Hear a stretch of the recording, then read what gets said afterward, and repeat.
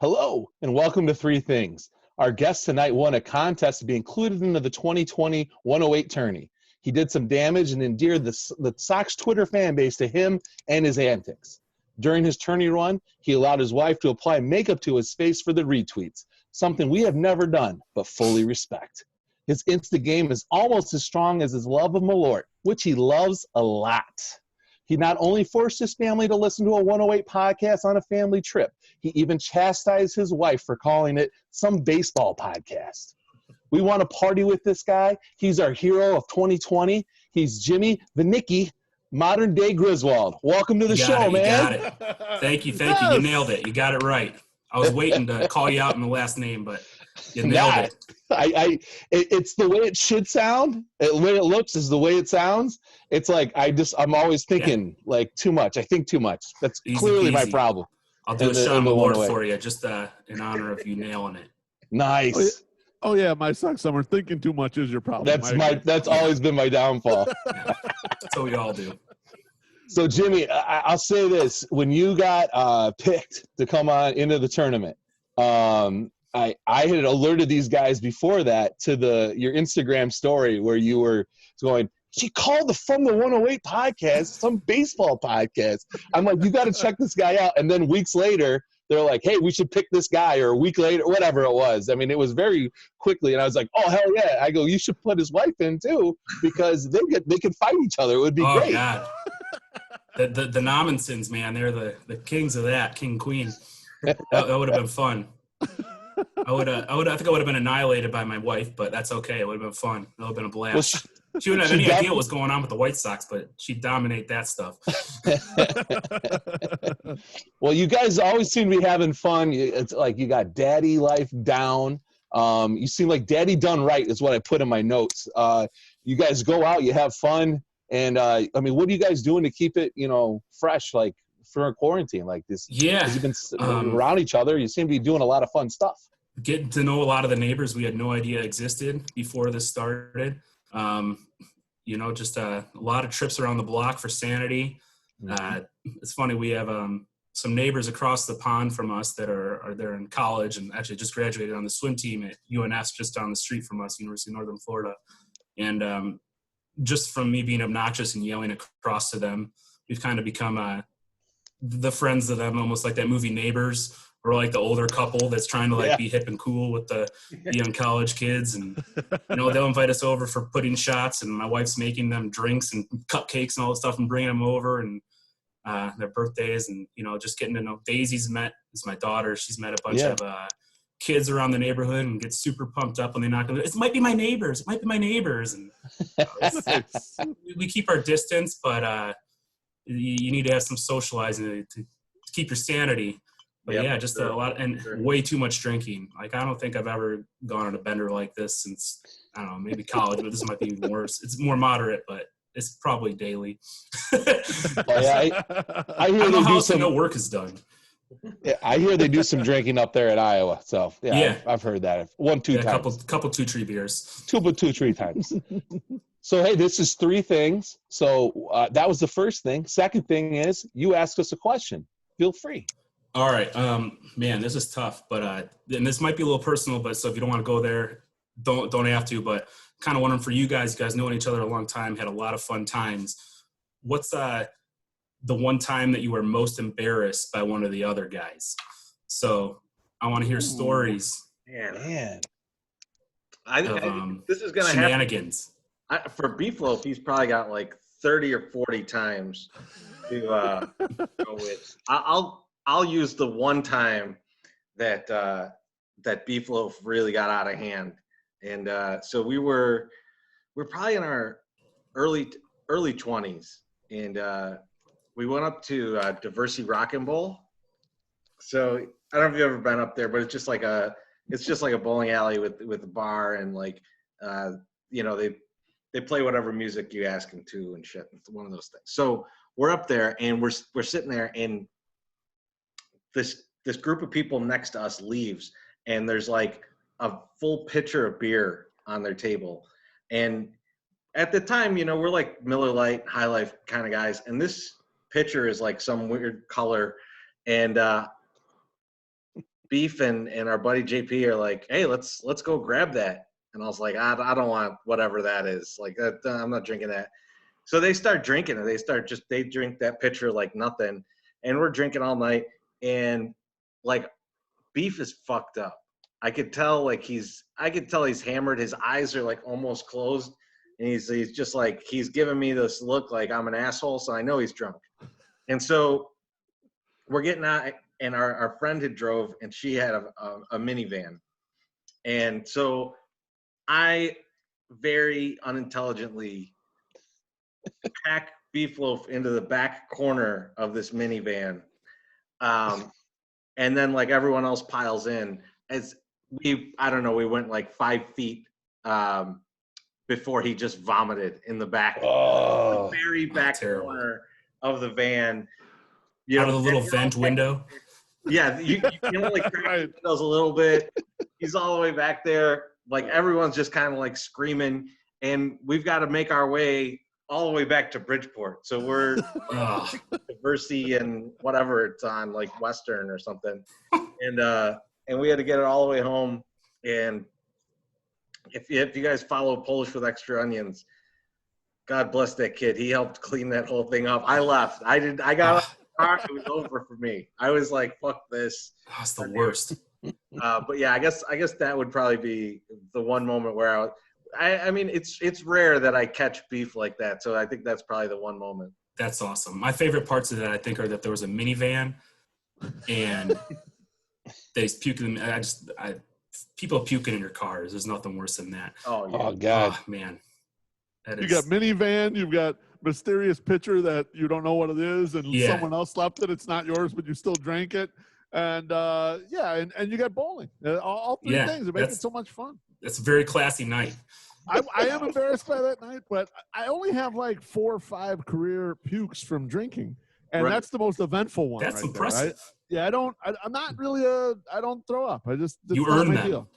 I do earn them. If I throw up, then I really did some shit that night. So I don't know if this embarrassed me per se about my sock summer, but we went to Northwest Indiana. We would go. You to can't Northwest take Indiana. that story. Why not? I got to give an embarrassing of you. You're embarrassed. I thought it was. We had to start our own. Chris Treasy just said one about me, so we're just okay. shuffling around. All right, go ahead. So yeah. So my sock summer. Someone else embarrass you of the group. Yeah, exactly. Okay. That's what he said. You got Jimmy's last name right. If it's a really awesome story, though, feel free to share the other way. Yeah, go right ahead. So we go down to Northwest Indiana because we have our friends who are down there, and we go to one of their neighborhood bars, and we would do this almost every year, a couple times during spring training. We'd go watch games down there and just get loaded and hang out and BS with them. And when we go down there, these guys like to do a lot of shots. Even though they're a little older than us, they like to hit the short glasses. And so you kind of got to be careful on the beer side, how much you're going to drink. So we drink light beer or something that's not too high octane. You don't want to hit anything that's like, 7-8% beer, because it's going to be trouble when you start doing a bunch of shots. My sock summer did not pay attention to that edict right there at all. And he gets into drinking a bunch of high, like 7-8% alcohol IPAs and shit with NWI Steve. Zombie dust. NWI Steve was not doing shots with us. He was just hanging out, but he wasn't doing shots with the crew. My sock summer was doing all the shots with the crew. Next thing you know, it was time for him to go in Wally Money's van and take a nap. So, I love all the vans. When it's time to, the bang bus. That was a van. Right there. So gross. Time for us to leave. And Treasy and I are like, all right, we're going to get an Uber and we're going to get out of here. And Wally Money grabs us. He's like, wait a minute. You got to get your buddy. He's still in my car. So we go to Wally Money's minivan. We open up the door. My sock summer's, of course, passed out on the, laying there. And so we're about to wake him up, and Wally's like, no, let's get a picture first. You got to get a picture of him passed out. And so that's the picture that we put up on Twitter all the time before my sock summer, of him just taking a little nap. But not awesome. that embarrassing, but kind of fun, I thought. Yeah, good times. In another van. I know we almost left him. Yeah, I would have been very mad at you guys. This might not exist had you done that. I would have been very upset with you. Experience the bang bus. Yeah, well, yeah, you would have. Yeah. You might have got stuck to something back there.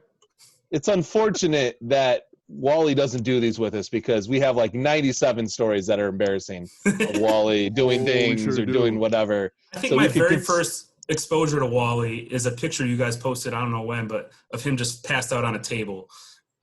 Oh, yeah. That was, I think Zach posted that one. Yeah. Yeah, I think that's right. That was last year. It was a post game. Man, that's so he's passed out and been photographed passed out in places twice since I passed out in his van. So he's the winner right now of the passing out in random places. But I don't know if I've got a specific Treasy. Do you got one, my socks? I do, and that's what I was going to do because I feel like we should all get one. And I agree. We funny enough, coming back from Northwest Indiana, and old Cherizy is all fucking tanked up, and he's in the back seat of your car while you're driving, Loaf. And I'm like, what, doing a video? He gets so angry at me while I'm doing the video, and then he passes out and is like sleeping. And we pull into like by his old place. We get to Chicago, we pull in, and me and you were talking, and we're like, yeah, we're gonna go to Taco Burrito King, and we're gonna get some burritos. We're gonna have some food, and all this. And we start pulling up to go right by Cherizy's house, and he's like, all right, we're going to TBK. And then Loaf, you go, we are. You're not. You're going home. True story. And I was like, oh, he's going to do him dirty like that. He's just going to drop him off knowing that we're getting all this delicious food. So we pull up in front of Cherizy's building, open the door, and literally he walks like this. Like he's like Michael Jackson in the moonwalk. Going into his, like, not moonwalk. What was that? Like Smooth Criminal where they go back and forth. Like he's just like that, like going in. But he gets right in and he's totally fine. Like yes, all right. And then we went and got delicious burritos. It was wonderful. Yeah, you can't beat that. No. We did. Chicago late night. Now, this might have been karma, though, because when I got home and I was having my burrito, there was a fucking chicken bone in my burrito. I don't know if Cherizy messaged his friends at Taco Burrito King and told them, give this fucking asshole a chicken bone. I'm not sure. I gave a call. I said, hey, my brother's walking in there. He loves the delicious bone-in chicken. You gotta get some of that. So what kind of chicken they using? And also, you get steak burrito. I got beef loaf. It's beef loaf. It's beef loaf eating chicken. It is beef loaf, but late night, I got to be careful. I got to watch my weight so you get that chicken. That's true. The heart. The meat is what you have to worry about in that burrito at that late at night. Yeah. Our spot was El Roll in Summit. Oh, yes. We've been there many times. Big mountain of meat. Absolutely. Hey, Jimmy, walked in that one time, and our buddy was like, could I get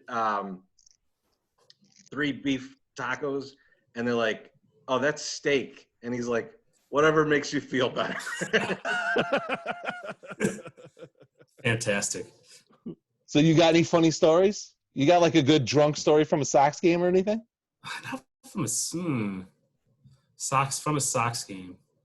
Nah, it's because I was so young when I was going to games before I moved down to Florida, and a lot of times I was going with my dad because we had season tickets and just 2, so just 2 of us went. I'm trying to think. I guess back in college, unfortunately, I was in a fraternity. I mean, I met some good buddies there, but we had an event for alumni. So there was all these rich, old, very crotchety old men that were coming to this nice hotel in Iowa City, and we were supposed to schmooze them so they can give us money so we can throw bigger parties. And of course, we were pre-gaming this event, and I got a little slippery and was ready to go, feeling pretty good. And we walked into the hotel, and the party was on the 2nd floor, and there's this giant staircase in the middle of the lobby. So we get to the staircase, and I'm like, all right, guys, let's do this. And so I decided to hop on the railing and slide on down. And about halfway down, I started tipping backwards, caught myself, and, basically in slow motion was like, hey, guys, I think I'm going down, and just crumbled into a heap at the bottom of the staircase. I don't know how far I fell, but I'm alive. But we all walk into this event with all these crotchety old men that we're supposed to impress, and, for the first hour, none of us can keep a straight face and are crying, laughing, trying to hold these serious conversations with these old curmudgeons. And, fun times. So that's the second thing. And the third thing is a question that we're going to propose to you. So I was thinking a lot about this. I had a lot of different ways to go, but this was something that I thought was interesting, and kind of touched on it, but not too much. But something that you have learned either about yourself, your wife, or your kid during this self-imposed lockup, like something that you didn't know before that like now you see, and you're like, you can like it, you can hate it, you can whatever. Just what's something that you've learned? That I've learned, man, make you introspective. And we can all go like Treasy Yeah. or Let me sit Loaf, on this. if you want to go first, if you got something right on your front mind, I can say this. I'll go first. Let me sit on this All a right. minute. So, what I've learned is that the second I got Bonita Stakey a laptop in which she could play games on, she became so good and so fast playing Minecraft with the mouse and the keyboard and all the different functions and shit. I mean, it looks like a hacker going at the keyboard, and she's shifting and doing all this stuff. And she's like, "Watch this! I'll do this right here." And I'm thinking, I have problems when she has me doing on the phone, where it's like you just push one side or the other. It's like I'm playing the old Atari joystick when I play this on the phone with her, and she's got this shit, all flying all over the place. So just her ability to learn something really quickly, especially if she's passionate about it. She dives in there and fucking figures that shit out in an instant. And I didn't know that. Obviously, she's only 10. You just start figuring that stuff out. But during the shelter in place is really when I've started seeing it. Teresa, you got anything, or you want me to go? Yeah, so I like, so a couple things. Like one thing that I learned about myself is that like I get pretty anxious if I can't be outside at all. And so like I will find myself like just opening my balcony door like a few times a day, even if it's fucking cold out. It's 30 degrees. I'll still open it just to feel outside. Like I get like very anxious when I don't. But I was thinking about this the other day, and I was thinking like right now like things are pretty cool. Me and Cornsey are just hanging out. We're rewatching like tons of shit. I'm pretty sure though, if like the power went out for like a day, the whole city would turn into fucking Lord of the Flies. Like it would, like we wouldn't have a chance. Like as soon as TV goes away, like it's gonna be up for fucking grabs. Like we're all just gonna kill each other. So it's the Purge. Like yeah, it'll be the Purge like 2.0. Like it'll be unbelievable. So I'm hoping that like no idiot like cuts the Google fiber that's running under the city, or like someone like knocks out a transformer or something. Like it'll be fucking over.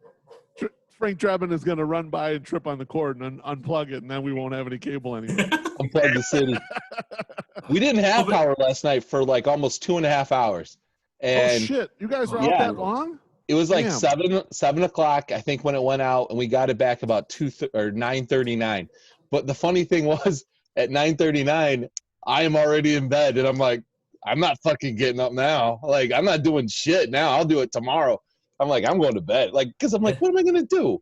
I'm like, I gotta conserve the phone energy. I'm not gonna sit on my phone, and I'm not gonna open the fridge and drink beers.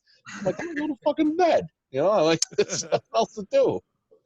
So, Jimmy, do you got something, or you want me to go? Yeah, I got something. Okay.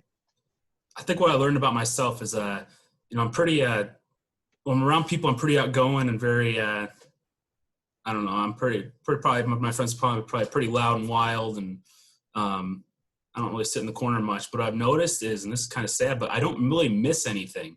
I've been pretty happy and content doing this. I'm not really, I'm not really struggling so much with this stay at home, not see people. Food in Jacksonville's meh. There's a few places I really like, but most of it I don't really miss. But yeah, I've really noticed that I'm pretty content with the ability to go outside and grill, have a few drinks, converse with people digitally and see my friends on Zoom and all the Twitter folks. And I think that's something I never would have expected. I feel like I would have missed things and people more, but it hasn't happened yet. I don't know what that says about me, but Jimmy, I'm thrilled that you said that, because I kind of feel the same way, and I wish a few more people would speak out and say that, because I feel like a lot of what you hear out there is like just people who aren't doing that well with it. but there is a big group of people that are doing just fine, and kind of like pretty, I don't want to say thriving, but like, yeah. I mean, knock on wood, still working, Yeah. So it's, Yeah. So I think there's some people that are doing just fine. That are just like living, I talked to our guy, Matt Ramsey here the other day, and he was telling me, life hasn't changed all that much. He goes, does suck not being able to go out to a bar, not being able to go out to the games and hang out with everybody. But otherwise, it's chugging along. Yeah. It's not too bad. I feel fine. So I'm glad. Dude, the time with the kids has been incredible. I would, normally I see Daisy for, an hour or two at night before we eat dinner and try to get her to bed. And now it's just, sometimes it's still too much, but it's way more and it's better. And, it's almost a blessing in a way. Yes. Lemonade. I also feel the same way with the kids, but I see the kids all the fucking time. So I had just got into a nice little like break. Like I got in a routine. I could go to the gym Monday, Wednesday, Friday, and they have the kid in daycare, and she got socialized for a bit while the other kids at school, and then all that got taken away like immediately. And that was a hard thing, but I think the mental aspect of it has been pretty okay because it's something that I'm used to. And when we're not playing baseball, I don't go out all that much. I'm not like out and doing stuff. I have a lot of different hobbies, try to sell everything under the sun on eBay. So like I have shit to do like constantly. Like I had to create stuff to do for myself to be a stay-at-home parent anyway. There wasn't really, you have to have some form of entertainment. But the biggest thing that I feel like I've learned about this is just reconnecting, I think, with my spouse has been great because there's no more distractions. There's no more, oh, I'm going to go to so-and-so's place, or, hey, I have this going this weekend. Hey, I'm going to go do this. It's like you have to spend time with each other. And, it's just bringing back a lot of like dating memories and stuff and fun times and fun whatnot. And now it's with 2 kids. So when they're not being total dicks, it's really great. Like my daughter, for some, like both daughters. Now the youngest, and Loaf, you're removed from this. Teresa, you've never had this. Jimmy, you're probably pretty close to this. But like my youngest just turned 2, so she has now stopped using a bottle. She doesn't have a bottle, so she's weaned off a bottle, and she also is like trying to potty train herself. We have not tried to do anything for her. We have just encouraged whenever she thinks that she needs to go. But yesterday, the funniest thing happened. We're sitting outside, and sometimes I can't be bothered to go in the house to go pee, so I just will pee in the rocks underneath our deck. And my daughter comes over and pulls her pants down and goes, pee, rocks, pee. And I'm like, feel free. And she didn't pee. But she was just like, oh, it's the rocks. I'm supposed to piss here. So I'm going to go over there and piss. So that's awesome. Dude, I hear you. I'm pretty private when I pee and try to keep away from, Daisy. And the other day, I guess I forgot to lock. She kind of pushed the door open. She woke up the next morning and said, Mommy, why does Daddy pee like this, the backwards? And she like stands up and kind of like squats. Oh, God. Like, man. Yeah, I think you nailed it. And the whole spousal thing, too, because my wife's she runs 100% extrovert, like always doing stuff, going somewhere, something like exhausts me. But I think the ability for us to be home and together has been nice. And she's even said like she's really enjoyed being forced to slow down because she'll run herself to the ground. It's nice. No, it's been fun. I mean, it hasn't been fun. I really wish I had baseball. I wish I had that, but it also has been nice to return to the roots, so to speak, and it's simple and like see what you actually do need and how much you actually have to do. It's kind of nice to get refocused. So, well, hey, it's good for perspective, my sock summer. Like you're saying, it's good to, it's like you think about it as, oh, this was just a time in our life where we had to do this thing, but it is nice for perspective. It makes you realize, oh, what are my real necessities? What do I really have to do here? Now, before we finish up, can we get back to the peeing on the rocks? Because I know I saw the look on Treasy's face, and I was thinking, I've been to your home, not as much as you've been to mine, but and the bathroom isn't more than, I don't know, 10 feet up or 5 feet straight in the door. So I'm just kind of curious why the rock peeing takes place. I don't know. Is it like a fetish of yours, or kind of what's the genesis of this? Because the bathrooms are all pretty close, it feels like. It's downstairs. It's like when I'm downstairs and outside, right? Like the back door to get to the basement is very close. The bathroom is very close, but the door's usually clocked. So then I would have to go all the way upstairs, go inside, and leave the kids outside unattended. Got it. So we got that new deck put in, and then they put like some pea gravel underneath, and so I can just piss right over it. So it's you know what? It's something liberating about taking a piss outside that I enjoy, and I don't know if that's because I'm from Sterling, Illinois. I don't know. Maybe it is. Peeing outside's the best. There's nothing better than peeing outside. It's just like so free. You don't have to do anything, and you don't have to wash your hands, because you're outside. It's fine. No one expects you just let it go. You don't even need to hold it sometimes, You can do it right. Now, let me ask you a question. Is your ass out? Like, do you get really free, or are you covered up? I'm just trying to get a visual, Trees. I just go straight down to the Let's go like this. Penguin it while I take a piss. No, don't do that. I've got a ton of questions, a ton of comments on this, but I'm going to hold them because I think we're coming to the end here. This is the end. It's only 3 things. We can't have 47 things like we do on the podcast. Jimmy, I want to thank you for coming on. I appreciate it. And you did a hell of a job in the tourney. You'll be back next year, I know. Thanks for providing entertainment to people when we didn't know we needed it, but we definitely needed it. You're my wife. You're not my wife. My daughter's favorite. When you put on the Blue Man, the Squiggle guy costume. Oh my God! She was like, "There's costumes," and I was like, "Yeah, apparently there are. We'll have to get one." Because she loves those damn things. I'm like, "You got to see this, man. You got to see this." So, awesome. Well, we appreciate you coming on, and it was great to meet you. We're looking forward to getting drunk with you sometime in the near future when it's safe. Damn right. Yeah, thank you so much for having me, and cheers, guys. This is awesome. Thank you for providing all this fun for everybody through the tournament and these 3 things and your podcast and everything. Everything's awesome. So thanks a lot, and cheers. It was another shot of Malort. Cheers, man. Cheers, brother. Thank you. Have a good one, Jimmy. And cheers, you too.